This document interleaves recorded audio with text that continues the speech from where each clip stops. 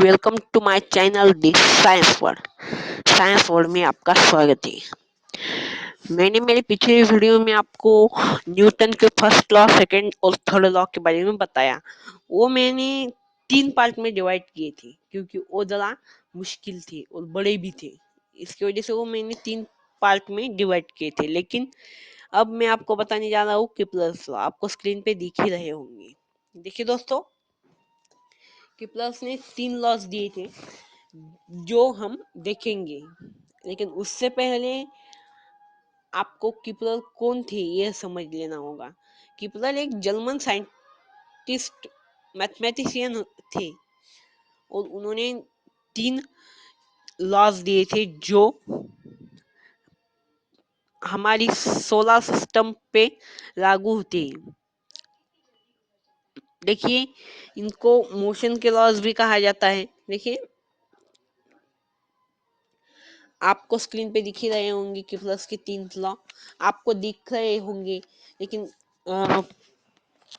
आपको ठीक से नहीं दिख रहे हो तो आप जूम कर के भी देख सकते हैं, या फिर आप डिस्क्रिप्शन में मैंने वो लिख के दिए, वहां से भी आप देख सकते हैं। देखिए दोस्तों, स्क्रीन पे ठीक से दिख नहीं रहे हो तो आप वैसे भी देख सकते हैं। देखिए दोस्तों, अब प्लस के तीनों लॉज हम देखते हैं।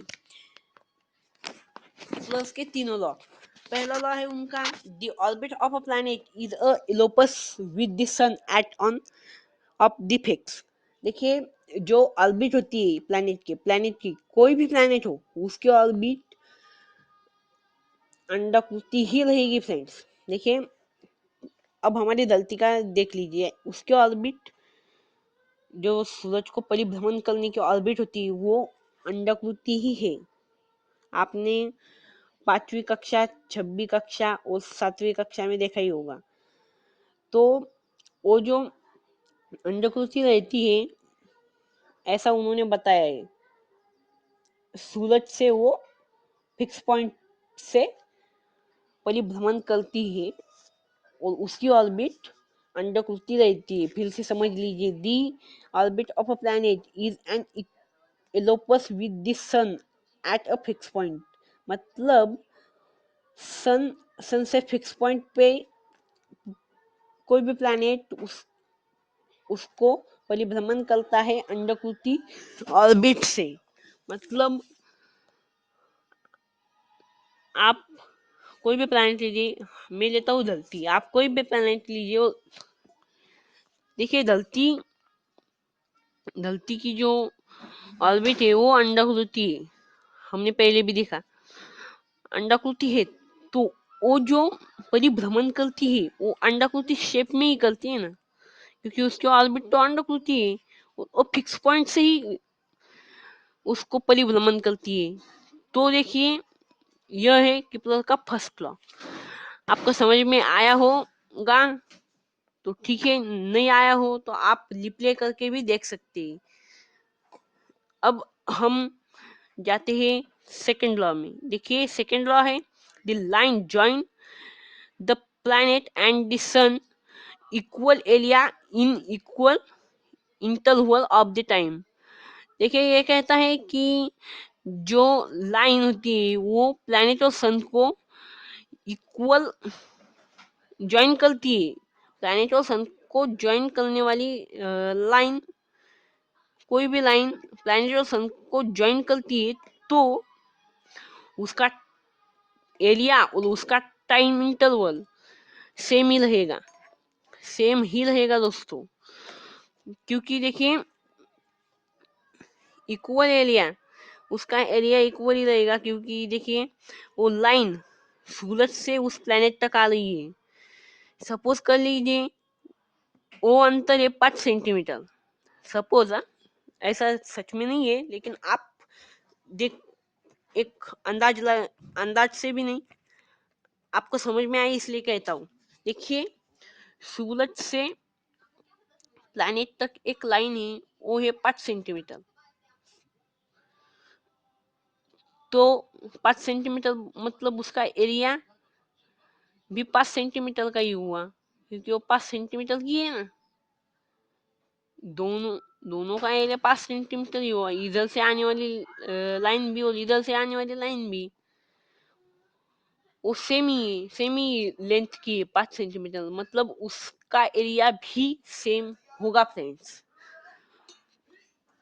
एरिया सेम मतलब टाइम इंटरवल भी सेम होगा ही, है कि नहीं? टाइम इंटरवल भी वैसे ही सेम हो जाता है। यह है किपलर का सेकंड लॉ। आपको समझ में आया होगा, नहीं समझ में आया तो रिप्ले करके देख लीजिए। अब हम जाते हैं किपलर के थर्ड लॉ में। देखिए किपलर का थर्ड लॉ मुश्किल जरा मुश्किल है लेकिन बहुत आसान है। देखिए किपलर का थर्ड लॉ है, दी square of its period of a revolution around the sun is directly proportional to the cube of mean distance of a planet from the sun. देखिए the square of its period of a revolution around the sun, मतलब जो square रहता है, आप समझ लीजिए planet सूरज के चक्कर लगाता है, मतलब वो परिभ्रमण करता है एक ऑर्बिट में, और परिभ्रमण करता है। उसका जो पीरियड होता है, मतलब उसका जो टाइम होता है, उसका स्क्वायर कीजिए,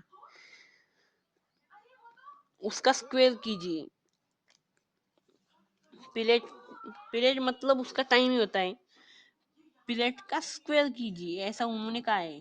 तो वो सन वो डायरेक्टली प्रोपोर्शनल रहता है, this cube of mean distance of a planet from the sun. जो सन से लेके प्लैनेट तक जो अंतर है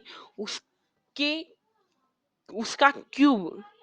और हमने पहले देखा जो परिभ्रमण सूरज के चक्कर लगाने का जो पीरियड है, टाइम है, उसका स्क्वायर डायरेक्टली प्रोपोर्शनल रहता है सूरज और प्लैनेट के डिस्टेंस से। फिर से समझ लीजिए, the square of period of a revolution around the sun, मतलब सन को जो हमारी धरती या फिर कोई भी प्लैनेट सन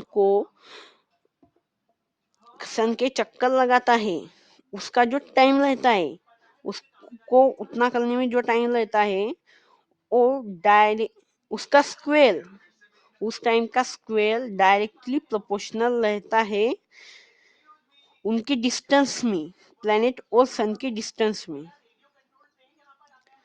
प्लैनेट और सन के डिस्टेंस के क्यूब से वो डायरेक्टली प्रोपोर्शनल रहता है। फिर से समझ लीजिए, the square of a period of a revolution around the sun is directly proportional to the cube of the mean distance of a planet from the sun। मतलब जो पृथ्वी या फिर कोई भी प्लैनेट सूरज की चक्कर लगाती है,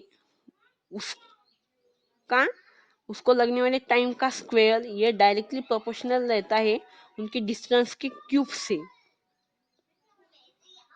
ऐसा उन्होंने कहा है। आपको समझ में नहीं आया है तो मुझे कमेंट बॉक्स में कहिए, या फिर समझ में आया है तो भी मुझे कमेंट बॉक्स में कहिए आपको समझ में आया है। तो देखिए दोस्तों,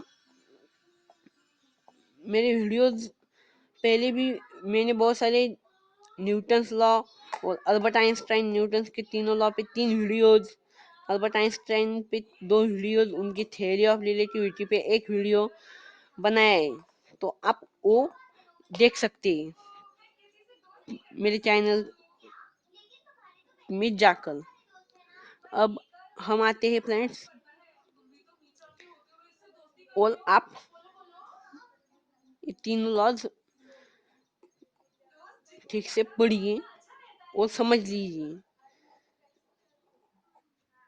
इस वीडियो को लाइक भी करें और शेयर भी करें और मेरे चैनल को सब्सक्राइब कर दीजिए फ्रेंड्स, जिससे और बेल आइकन को प्रेस कर दीजिए, जिससे आपको मेरे लेटेस्ट वीडियो का नोटिफिकेशन मिल जाएगा। धन्यवाद।